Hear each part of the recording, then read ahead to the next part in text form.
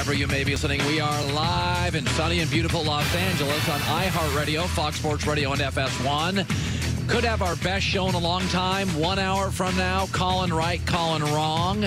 30 minutes from now, Joe Thomas, one of the great left tackles in the history of the NFL and a Cleveland Brown lover and embracer and hugger, will be joining us in 30 minutes to explain last night. Joy Taylor is joining me. Fun football yesterday. We got a lot of good young quarterbacks in this league. Wow, lots of them. It was a great college weekend, too. Wow, not for Jim Harbaugh. Yes.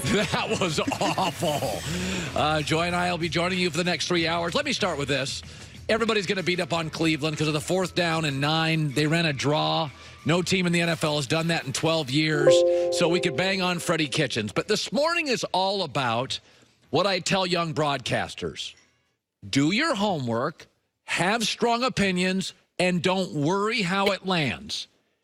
No reasonable person, no reasonable media person that I respect, and I'm not talking, like blog guy. I'm talking about people that do this for a living, have made a lot of money 10, 20, 30 years.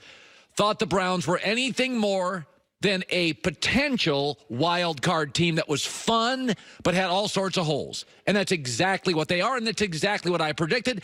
And it wasn't like I'm patting myself on the back. This stuff was all predictable by Cleveland. We told you they're going to be great at wide receiver, very young, very fun. Check, they are. We said offensive line will be the weakness of the team, and we think it will limit what they can do in some of their passing routes, some of their passing game. Check. We told you John Dorsey hired Freddie Kitchens because he can control him. He would not have been hired as a coordinator for any other team. This, in a coaching league, is a mistake. He'll be over his head at least early. Check. We told you their schedule's brutal until about November 15th. And they'll probably lose a lot of early games, but they have a chance, if they stay healthy, to win a bunch of games late. The first part of that, check.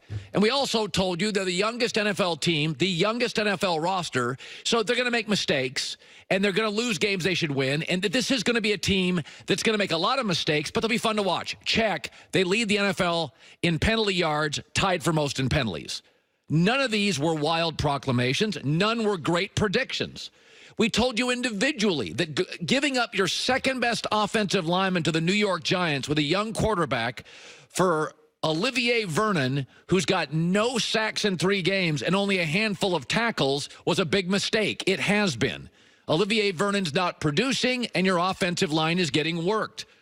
We told you that John Dorsey, the reason he got run out of Kansas City, which has been better since he left, is because he was loud, too much ego, and tended to like flashy players and not to worry about character. What does Cleveland lack right now? Character. Penalties.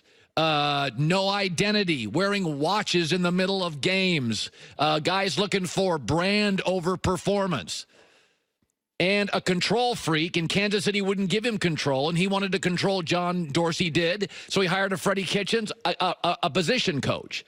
We also told you that don't over-predict and make a target of yourself. Be humble, hardworking. The wins will come, and at the end of the year, you're going to have 8 or 9 wins and be in the playoff discussion, and I still think that is true. I also told you Baker Mayfield is talented, but to be successful in Cleveland, he's going to have to overcome constant dysfunction. And my gut feeling this morning is Freddie Kitchens going to have about 2 more games like that, and John Dorsey, whose career is tied to him, is going to start making calls and replace him by the end of the year. So that'll mean Baker will be on his 4th coach in 3 years.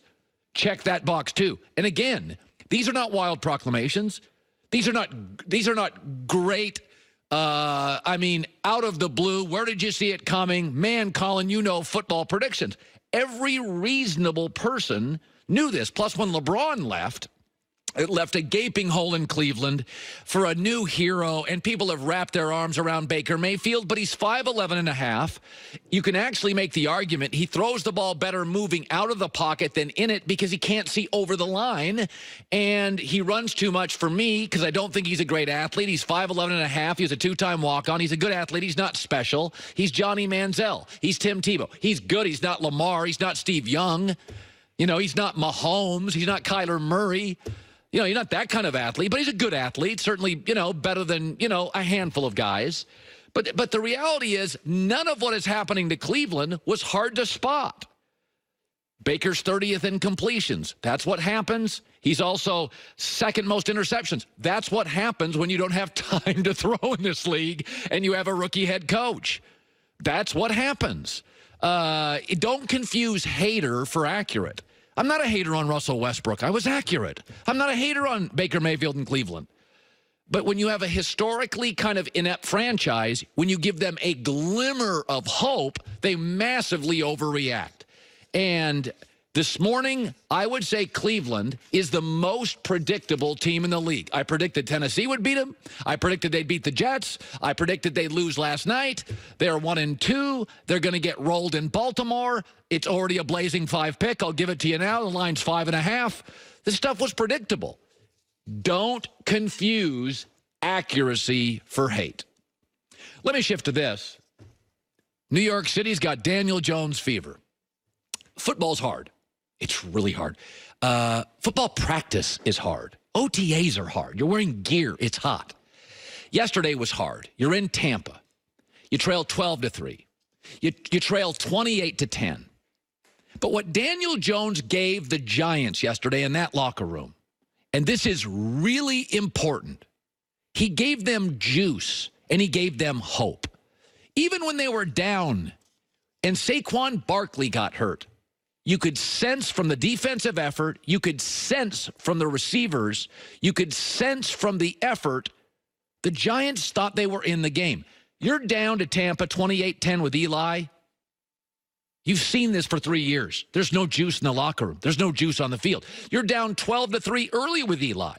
There were 2 plays in that game, and Daniel Jones and Eli are very similar players. Size, the way they look in a uniform, they throw the ball the same way. They even have a connection to David Cutcliffe, who was Eli's coach at Ole Miss and was Daniel's coach at Duke. I mean, they're all sorts of similar. Here's where they're not. Feet. So Daniel Jones, this was a big third down, gets into a situation. They're trailing 12-3. And this is one of these moments in a football game where Daniel Jones scrambles outside. Look at him here. Eli can't make this play. And this ended up being a huge, huge momentum turner. First and goal at the 8 to Saquon Barkley. Eli simply can't make that play. And that play is forgotten by the end of the night. It's forgotten. That's juice. That's hope. That's, in a sport that's hard, that's the kind of play that guys go, we're back in it. Because that 12-3 trailing right there, that could be game over. You're praying for a 42-yard field goal. And then there was a play after this later in the game. Now, Eli probably gets a field goal on this drive.